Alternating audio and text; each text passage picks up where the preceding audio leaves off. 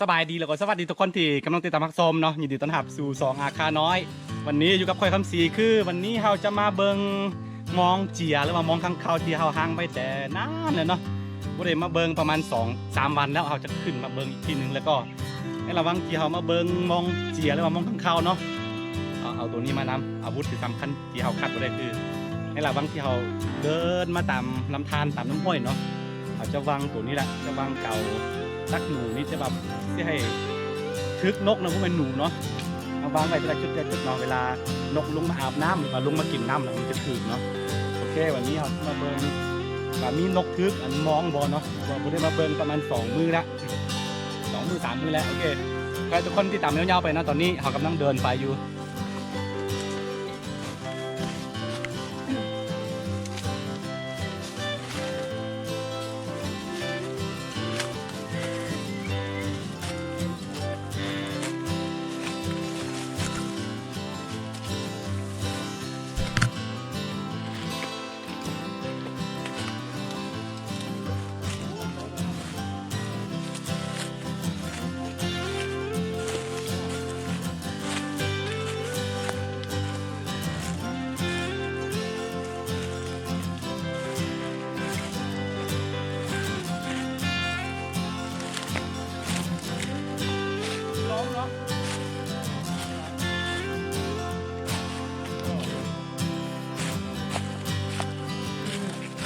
มองที่เขาห้างไว้เนาะล้มอาจจะเป็นเพราะว่าลมแห้งบ่บู๊กัน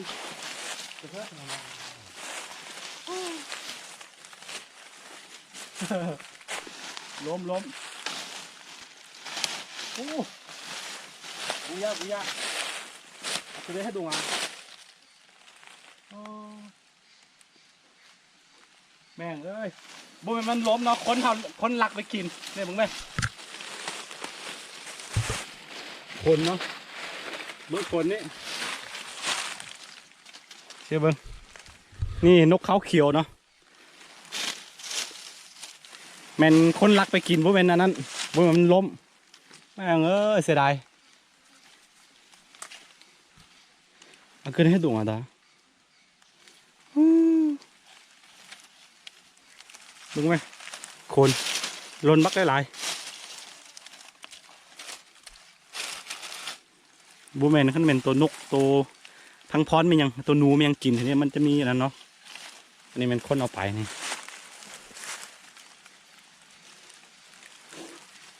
โคตรเสียดายคือตอนนี้เราต้องไปห้างไว้มันคือเก่าเนาะตอนนี้เราบ่ได้กินแล้วบ่ได้กินนกแล้วต่อไปก็คือเราเพราะว่าเราวางอันกับดักหนูไว้เนาะกับดักกระรอกมันยังทิ้งไว้แต่เมื่อวานหลานชายนี่ตะกองนี่มาวางไว้สิเข้าไปดูตัวนั้นเนาะกันบ่มีแสดงว่าบ่ได้กินเลยนี่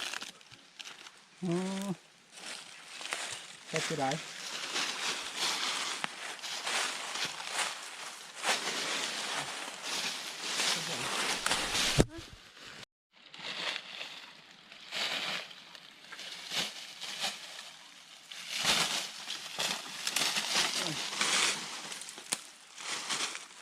คือฝากถึงคนหมู่บ้านเนาะเรื่องเอากินได้เนาะกันมาเห็นมาจวบแบบนี้แต่ว่าบ่แม่นสิจีกแบบนี้มึงไหมนี่จีกเลยนี่โอ้นี่สายโคตรบ่ดีเลยคือเรื่องเอากินได้บ่เป็นหยังฉันมาเห็นเนาะมาเห็นพ่อก็แต่บ่แม่นสิจีกแบบนี้บ่มัก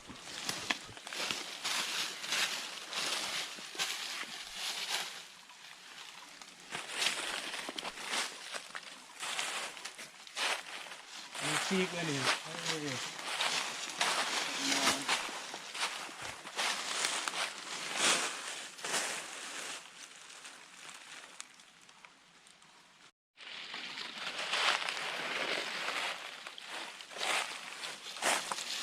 กองตามโตเนาะนี่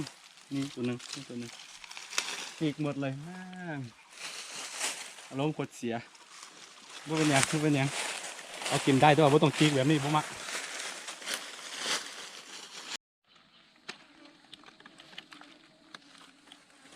คือทุกคนตอนนี้เฮาสิวางนี่เนาะกับดักของหนูของหนูของนกเนาะไว้เวลามันลงมากินน้ำแบบนี้นะแต่มันทึกเพราะว่าเอามาเบิ้งมองเจียกว่าเขาลักไปละบุทึกทึกโต เอาวางไว้คือมาเวียกหนึ่งให้มันได้หลายๆเวียกนะ ง่ายอาจจะไปเบิ้งกับดักอันนั้นอีกเนาะกระลอกแล้วก็หนูคือหลานชายนี่วางไว้แต่เมื่อวานตอนแรงไปเบิ้งคันมีโตทึกก็จะได้กินบ่มีก็จะได้หากินแบบนี้แหละหาจกปูจกป่าเนาะ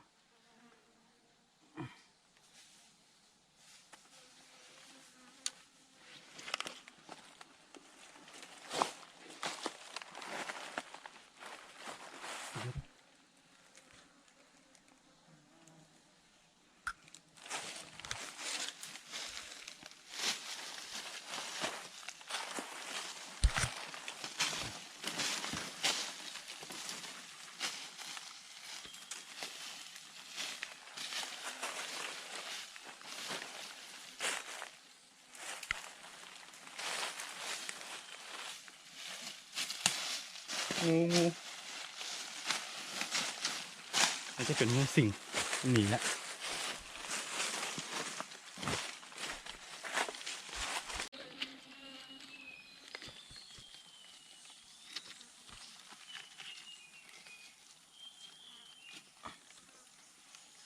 น้ำแห้งเลยเนาะน้ำแห้งเพราะว่าฝนบ่ตกยังประมาณ4-5 อันเดี๋ยวสิวางตัวนี้หมดแล้วก็สิไปเบิ่งกับดักเนาะกับดักของตัวหนูตัวกระรอกไม่หยังละโอเคคือตอนนี้เราสิไปเบิ่งกับดักหนูเนาะกับดักกระรอกที่หลานท่านวางให้เนาะมาเบิ่งมาหลายหลังแล้วบ่เห็นทึกสักโตอะคาดาแม่แม่ยาตาฮะอันทรายบุกวางยังอันนึงเนาะท่านบ่ทึกแล้วก็เขาสิซอกจับป่าจับลูกออดตัวหวกไม่ยังกินมันนี่มุกไปมันเอาเลยเด้อถ่าย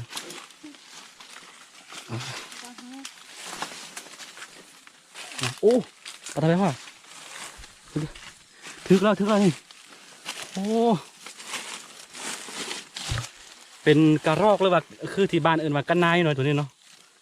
โอ้คือเขามากับมูเขานี่เป็นกระนายเชี่ยวไปเฮ็ดอาหารนะตอนนี้รู้สึกว่าหิวแห้งแล้วเจอไปเฮ็ดอาหารนะตอนนี้เนาะคิดว่าบ่มีเนื้อที่กินที่ดอกอันนี้เป็นอาหารมื้อเที่ยงของเรา2 คนเราสิไปแกงเอาตัดออกไม้ไผ่แล้วก็ไปแกงเนาะโอเคติดตามที่คือเขาสิตัดออกไม้ไผ่นี่เนาะไปแกงไปเฮ็ดแกงหิวแห้งอู้ยนี่หน่อยจริงนะนี่คือว่าออนตายเลยอาจจะเป็นตัวออนนะหมดเลย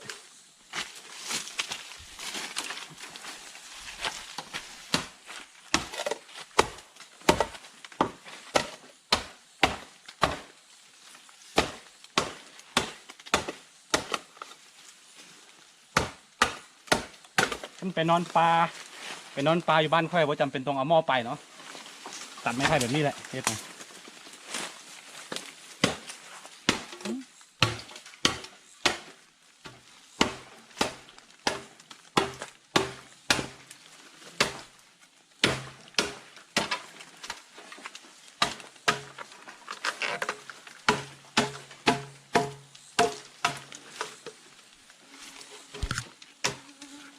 นี่ก็ละ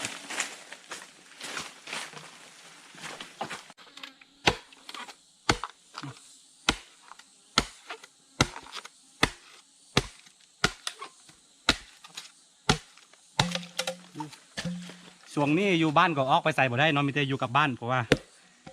โรคกำลังระบาดวิกฤตสุดๆเลยคือคนนอกห้ามเข้าคนในห้ามออกเนาะตัวอย่างมีเด็กน้อยไม่ยังมีลูกหลานยังไปเฮียนอยู่ในเมืองหรอกลับมานะเขาก็ให้กักตัว14 วันเนาะกักตัวอยู่โรงเรียนน้องไซเนี่ยก็อีกคนหนึ่งไปทุกกักตัวอยู่โรงเรียนเนาะ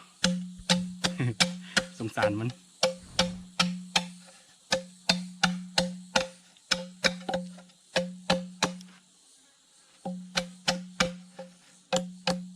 โอเคทุกคนเขาจะเอากระรอกเนาะไซนี่เราก็แกงกินต่างหม้อ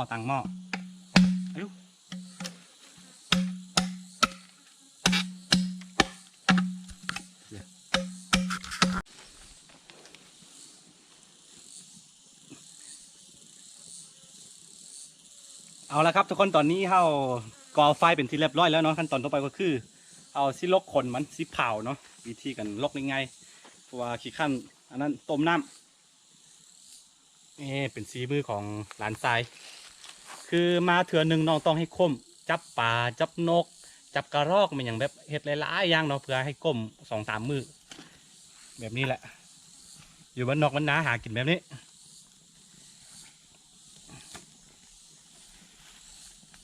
ใส่สาลี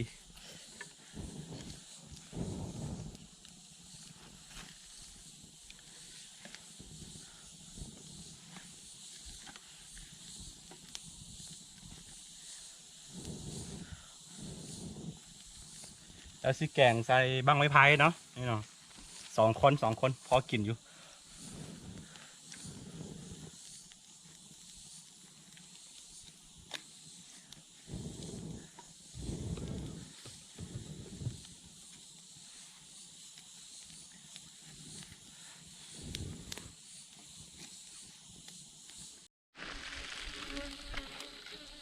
นี่ครับทุกคนนี่เอาสิแกงเนาะเครื่องปรุงของมันจะมีนี่แหละส้มเอาส้มใส่เพื่อดักกินมีส้มแล้วก็จะใส่กูดนิดนึงกับแป้งนัวเจียวป่นเนาะก็ได้เลยกินง่ายๆเมนูอยู่ปลา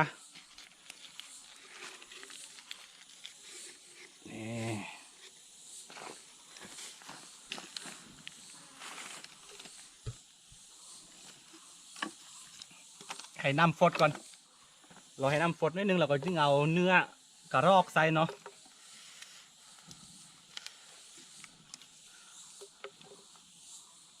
นี่ตอนนี้ตับเนื้อกระรอกก่อนเฮ้ยโยเพื่อจะได้ยังไง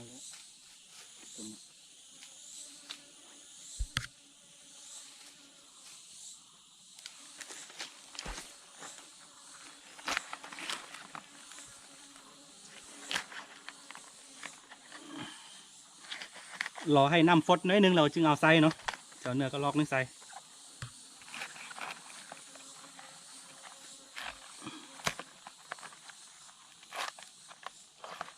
ไอ้เกือบตก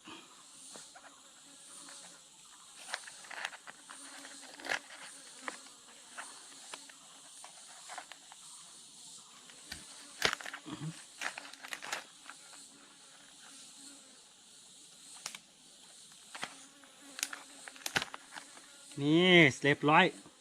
ตอนนี้ก็รอให้น้ำที่เราไปต้มไว้เนาะอันนั้นฟดนิดนึงเราจึงเอาใส่โอเคนี่ทุกคนใส่เลยแล้วก็รอให้มันสุกอย่างเดียวถ้ากิน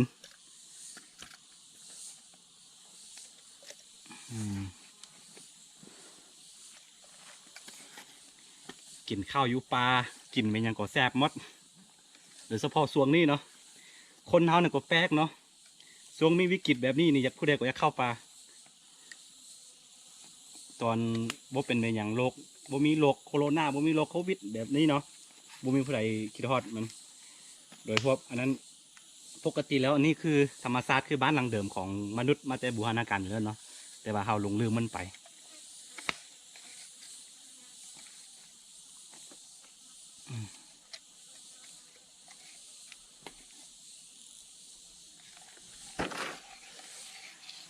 เดี๋ยวหลายคน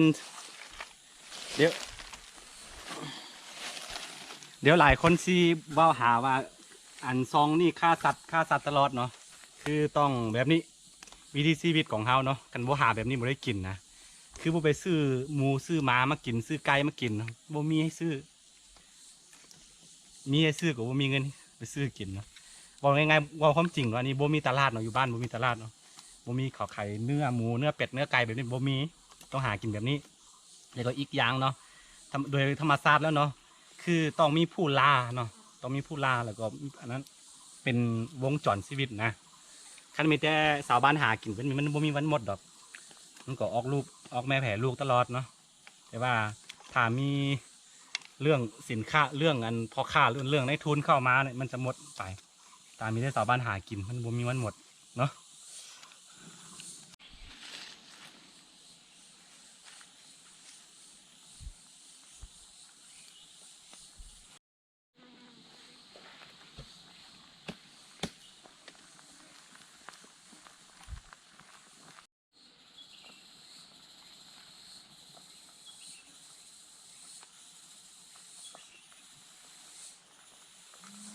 เคทุกคนหลังจากที่เราใส่เวลา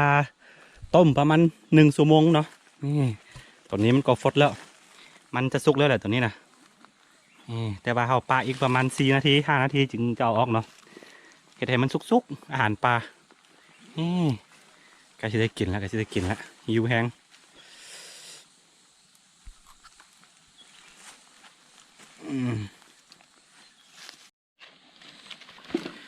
นี่ทุกคนมันสุกแล้วมันสุกแล้ว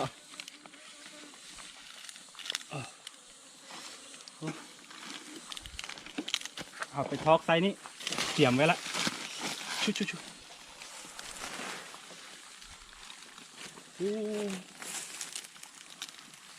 นี่จับดีๆจับดี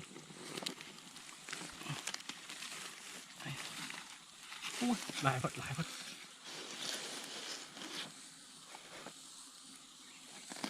โอ้ยยังฟดอยู่เลย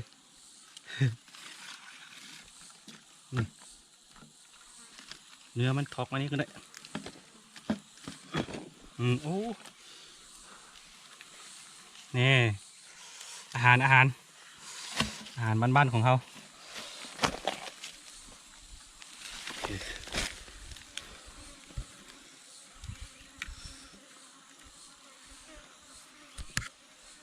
นี่พ่อกินอยู่2 คนมาที่ตากล้องนี่เขาหนีโควิดจากโลกภายนอกเนาะมาอยู่ธรรมชาติแบบนี้แหละปลอดภัยดีจะกินอย่างก็หาเองยุปลามีมดคือปลาคืออันนั้นเนาะ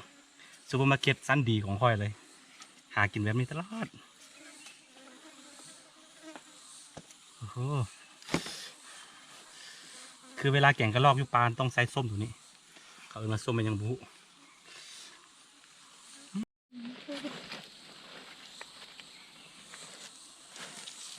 นี่การกินข้าวยุปลาแบบนี้แหละง่ายๆเป็นเนื้อกระรอกแล้วก็แกงมันนี่มีข้าวเหนียวแล้วก็มีเจียวพริกป่นนี่กินง่ายๆกินง่ายๆโอเคกินข้าวทุกคนโอ้โห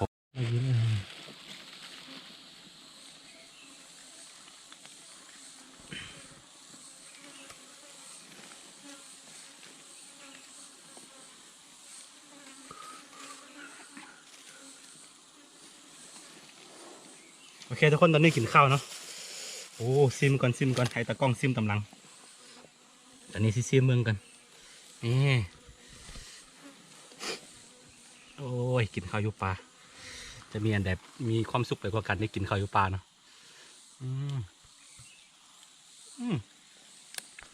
ยับ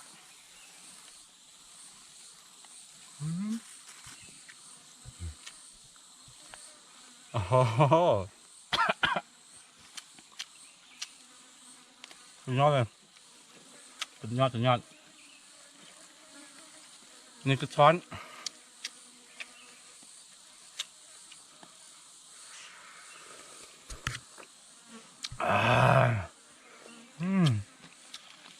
สุดยอดเลย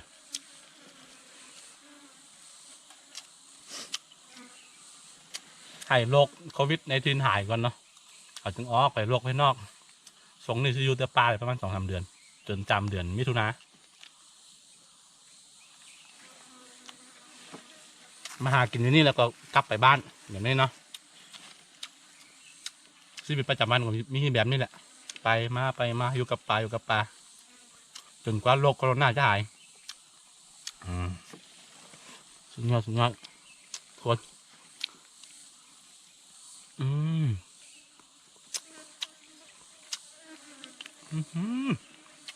สุดยอด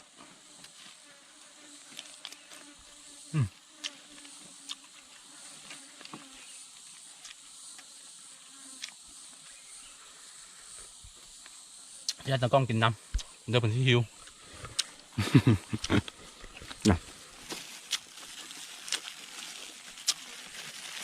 เวลาเข้าปลาขาดบ่ได้คือนี่แหละเจียวปน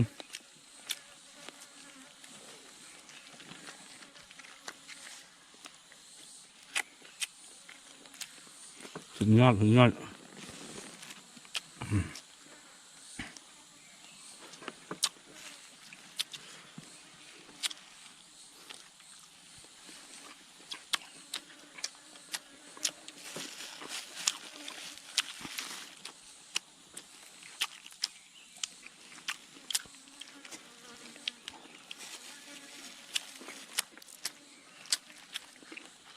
น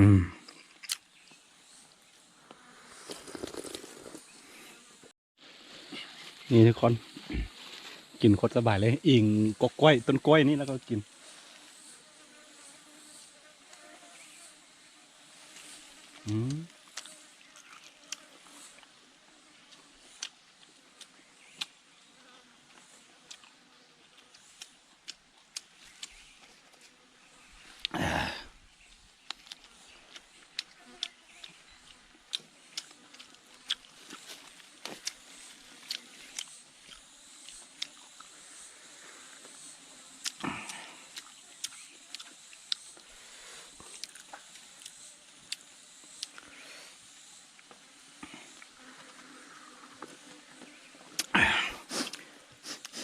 ติดตามมันยาวๆทุกคนหลังจากที่เรากินข้าวอิ่มแล้วเนาะสิเข้าป่าอีกสิไปหาอาหารจกปูจกปลาแล้วไปหา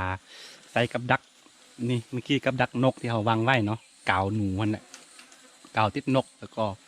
เข้าป่าอีก เข้าป่าอีกแล้วก็จับปูจับปลาเขาสิหาทุกอย่างทุกแนวเนาะไปกลับไปบ้านเผื่อว่า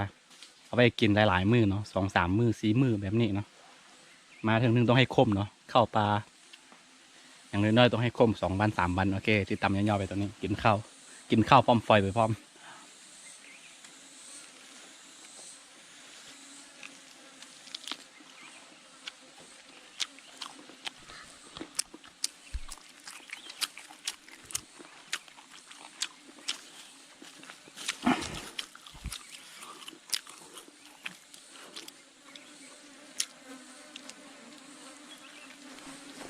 นี่ยังงานหลายครับ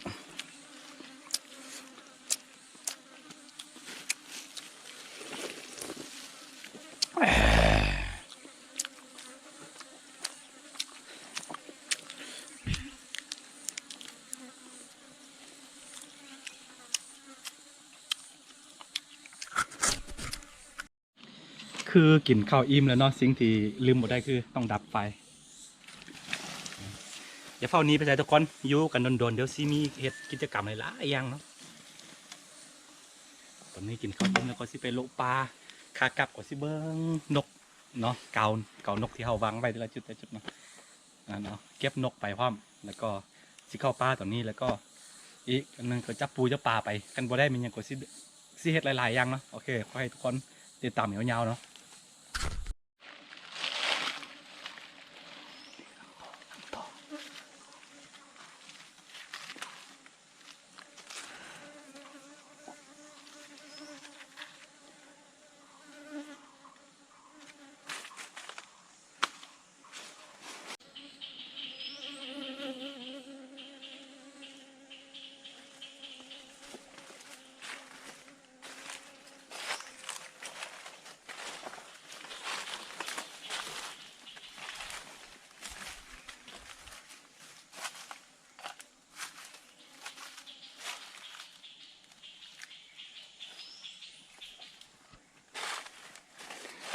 ตอนนี้เราต้องเม็ดเนาะว่าอยู่ป่าเขาเอาแห้งบ่ได้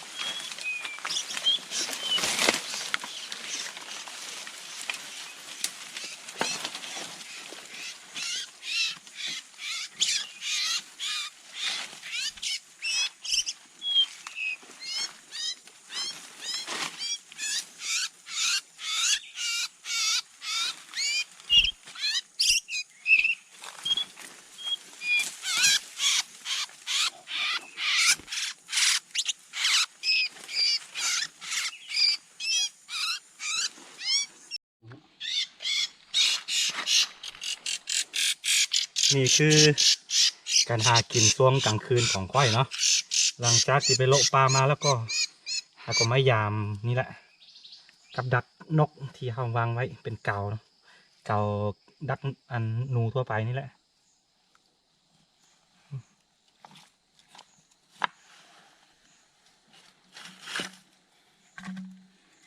ตายไปเป็นโยงเป็นสายไปขั้นเห็นปูก็เอาปูเห็นปลาก็เอาปลาเห็นกบก็เอากบติดนกก็เอานกไปน้ำเนาะเห็นอีเห็นก็เอาอีเห็นไปน้ำวิธีการหากินเรื่องบ้านๆของคอยโอเคสิข้าวมันก่อน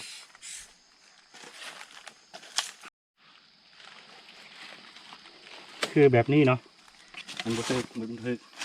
แสดงว่ามันบ่ได้มากินน้ำอยู่วันนี้หรือว่าบ่ได้มาอาบอุ้ยเห็นปลาพันธุ์เนาะปลาพันธุ์หลายตัวเดี๋ยวจะจับปลาจับกบกลับไป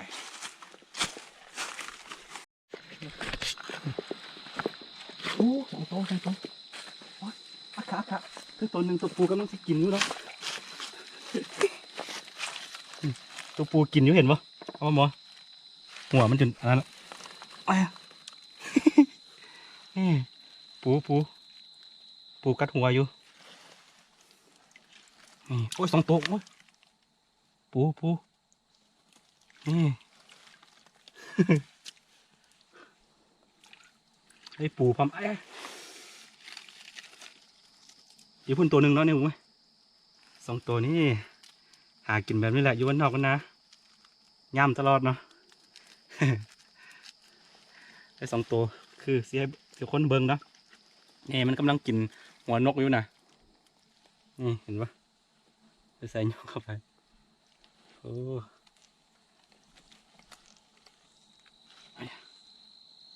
ต้องฆ่ามันก่อนตอนอะไร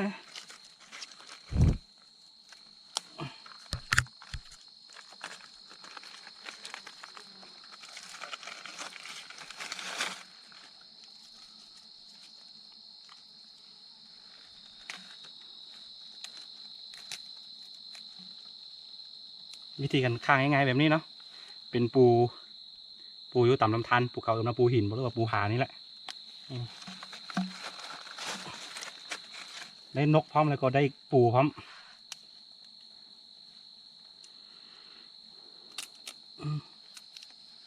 สองตัวโอ้ชุ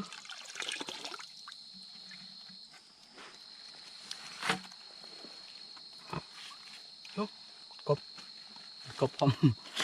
นี่เห็นปะก่อนเดี๋ยวไฟสายมันสิเลื่อมนี่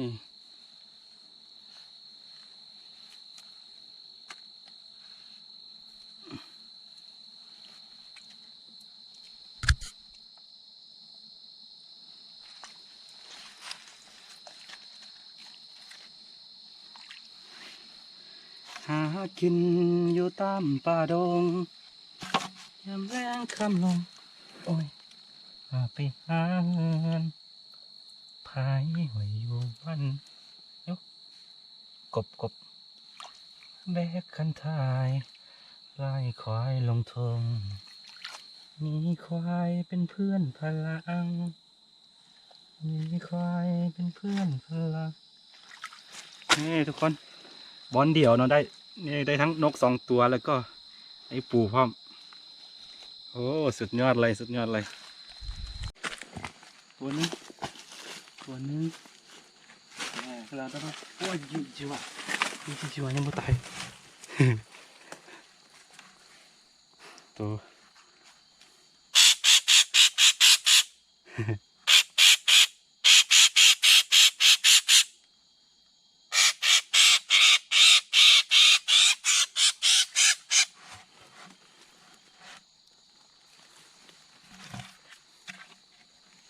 เนี่ยทุกคนได้หากินกลางคืน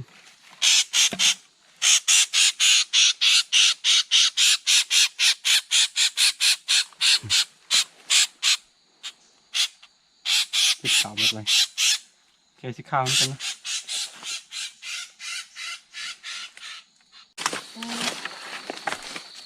ไปดูอ่ะคือมันรุดตัวหนึ่งได้ตัวเดียวเนาะรุดตัวหนึ่งรุดอยู่นี่แท้อยู่ตรงมีเขายาหมดตรงนี้โอ้อันนี้จิ๋วทึกแต่ห่างมันแล้วก็มันรุดเนาะแล้วก็หนี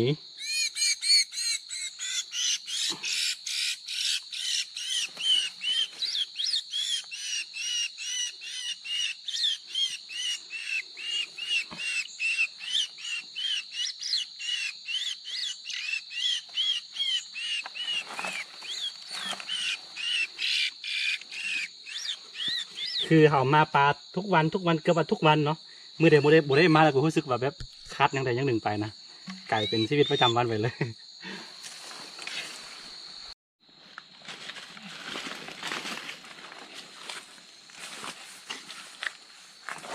โอ้ตัวนึงตัวนึงว่าหญิงโดมอ่ะนี่เนาะมันทุกตัวนึงก็โอ้ลูกตัวนึงอีกงั้นหญิงตัวตาถึงทะยานได้เลยก็ให้ถึงมึงเลยนี่เนาะห่างมันนี่ห่างของมันหลุดโอ้ยศพมันงามเว้ยถ้าหญิงเลือกจะได้เดี๋ยวนะก็รู้สึกว่าไว้2 อันเอาไว้เนียนนึงชิมได้ไหมเดี๋ยวนะ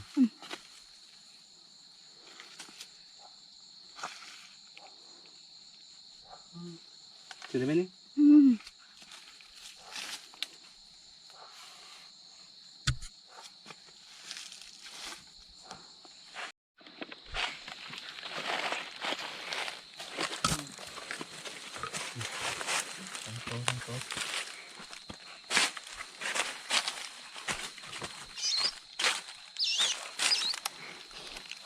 นี่ค้างคาวตัวนึงแล้วก็นกน้อยตัวนึง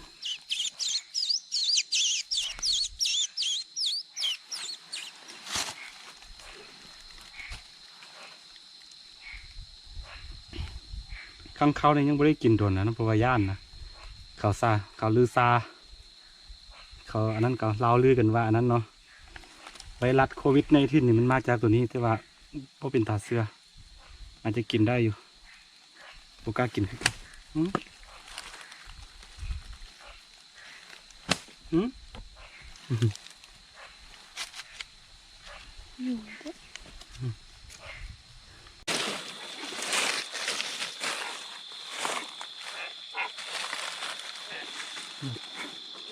น่าจะดีกินให้คนนั้นก็ได้เดี๋ยวหนาละมันรุดตัวนึงแค่ตัวเดียว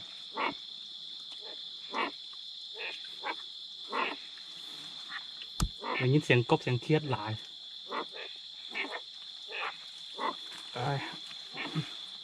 ง่วง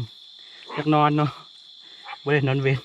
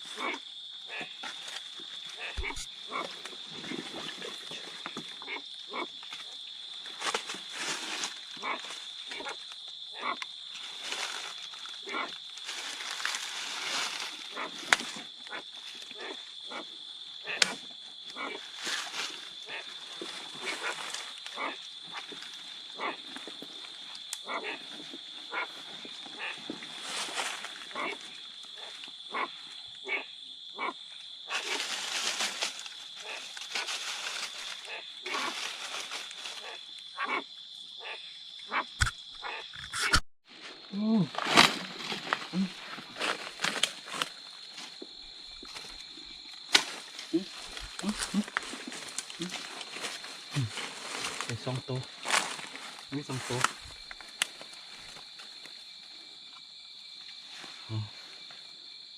ติดกันเลยนี่ตัวนึง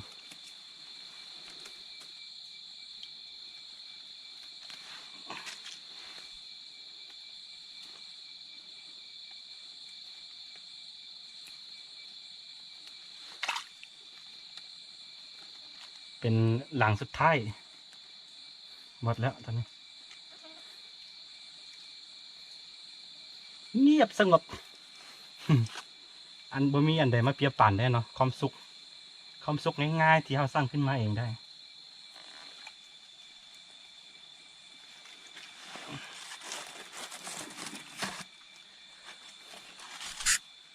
คอยหา 3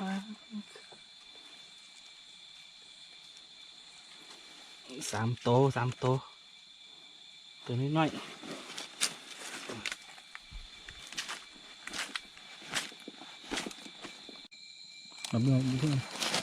นี่คือผลงานของมือนี้เนาะนี่1 โตว2 โตว3 โตว4 โตว5 6 7 8ตัวน้อยๆหมด9 10 11 12 13 14ตัวเนาะสำหรับตัวนกพอกินได้กินอยู่อันนี้จะเป็นปูกบเขียด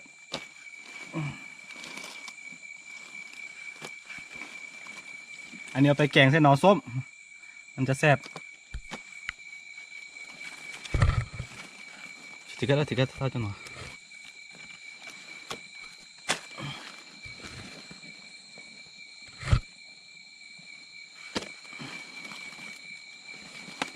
นี่มันจะเป็นเขียดกบน้อยๆตามลำห้วยนะ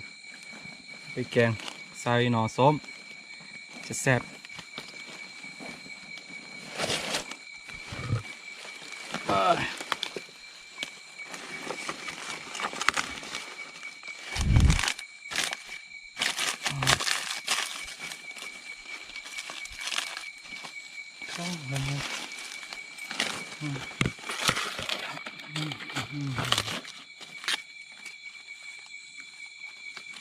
เดี๋ยวเสียให้แม่ไปอันนั้นเนาะไปแกงเส้นหน่อส้มให้กิน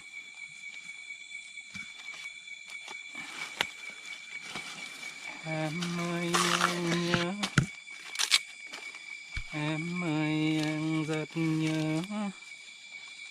từng có nói em mắt của em giờ này ở nơi đâu chắc về đó sẽ sớm quay lại thôi สำหรับนกเนาะ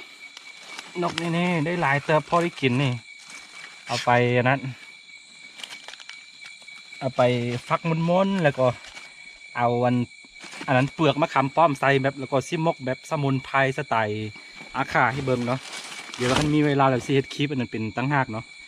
คือเอาฟักเนื้อของนกนี้ไปป่นใส่กับอันเปลือกของมะขามป้อมเนาะจะกลายเป็นยาสมุนไพรมกแบบสมุนไพรสไตล์อาคา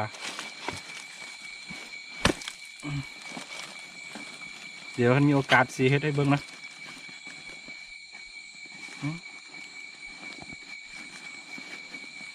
โอเคสำหรับคลิปนี้ก็มีประมาณนี้เลยเนาะท่านผู้ใดมักแล้วก็อย่าลืมกดไลค์กดติดตามซองอาคาน้อยกับบ่พลาดวิดีโอใหม่ๆจากซองอาคาน้อยเนาะแล้วพบกันใหม่ในคลิปหน้าสำหรับคลิปนี้ไปก่อนบายทุกคน